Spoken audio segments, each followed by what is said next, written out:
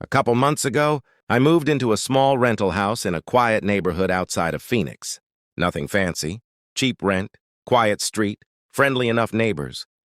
I lived alone, and the only smart device I owned was a doorbell camera I bought mostly for packages. For the first few weeks, nothing happened. Just the usual motion alerts, stray cats, delivery drivers, bugs flying across the lens at night. But one night, around 2:40 a.m., I woke up to a buzz on my phone. Doorbell motion detected. I almost ignored it. But then another notification popped up. Someone is at your door. I opened the app, annoyed, thinking it was a drunk neighbor or some kid messing around.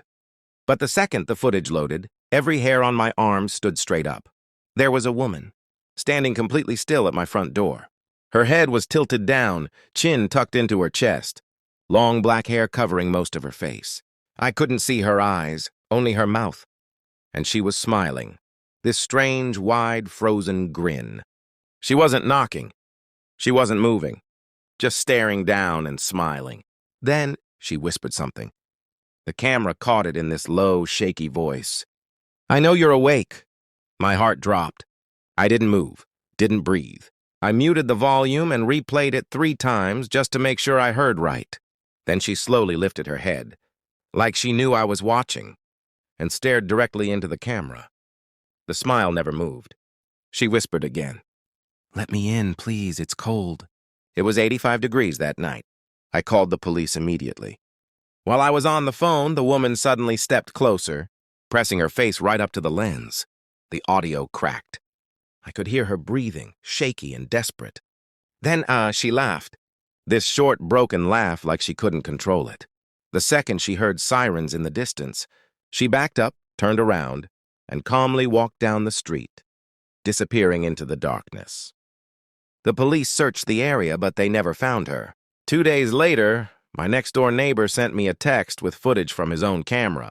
He said, "Is this who you were talking about?"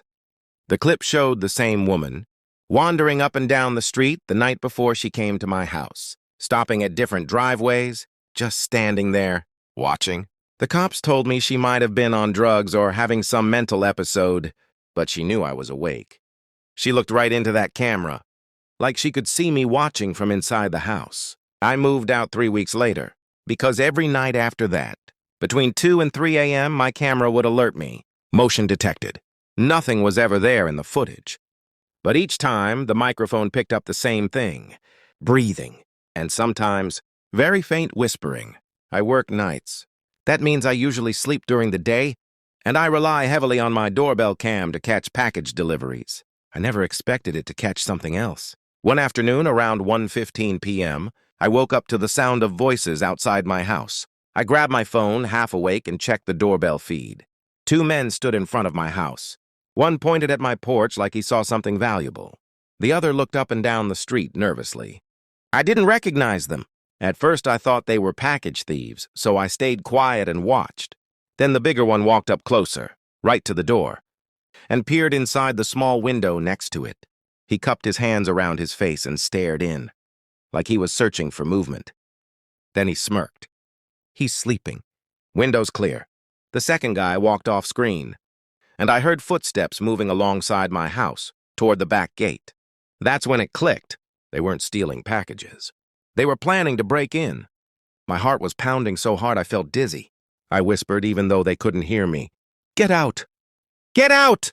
Then the man at the door reached into his jacket and pulled out a long screwdriver, the kind used for prying open windows.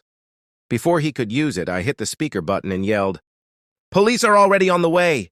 The guy froze, looked straight into the camera, then sprinted away. The second guy came running from the side of the house, and they both jumped into a silver Honda and sped off. I called the police anyway. They reviewed the footage and told me they'd patrol the neighborhood more often. I thought that was the end of it. A week later, Saturday night around 3 a.m., my phone vibrated again. Motion detected. It was the same silver Honda, parked across the street. Headlights off, just sitting there. A silhouette sat inside, staring at my house. They stayed like that for 20 minutes. No movement. No sound. Just watching. I closed all my blinds and didn't sleep at all that night.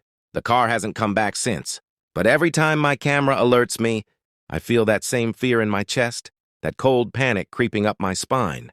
Because somewhere out there, those guys know where I live, and they know what time I sleep. This happened to my grandparents last year. They live in a very quiet suburban neighborhood, the type where everyone knows each other, and nothing bad ever happens. One night around 1 a.m., their doorbell rang. Their camera recorded everything. In the footage, a teenage boy stood on the porch, shaking. He looked terrified, face pale, breathing fast. He kept glancing behind him like something was chasing him. Then he whispered urgently, "Please, please open the door." "He's coming." My grandparents were asleep and didn't hear the notification. The boy kept ringing, knocking softly, whispering, "Help me, please, he's coming." Finally, he backed away from the door, looking down the street. Then he suddenly ran into the darkness, like he saw something coming. 2 minutes later, another figure appeared. A man. He walked slowly, calmly, wearing all black, hood up, head low. He stopped right at the door. He didn't ring or knock. He just stood there, listening. Then, he turned his head toward the camera and smiled. It wasn't a normal smile. It was like he was enjoying this, like the fear was a game to him. After a few seconds, he walked away, same slow pace, disappearing down the street. The next morning, my grandparents finally saw the footage. They reported it to police immediately. Turns out earlier that night, there had been a break-in 2 streets over. A homeowner returned to find a stranger creeping through his hallway. He ran, escaped through a window, and called police. But the intruder got away. The boy who came to their door?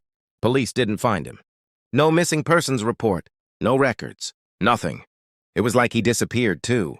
Now, my grandparents have 3 locks on every door and motion lights everywhere. And sometimes, late at night, their camera still picks up motion down the street. Just a figure, standing there, watching the houses, watching windows, waiting. Which story scared you the most? Comment below and subscribe for more true horror stories.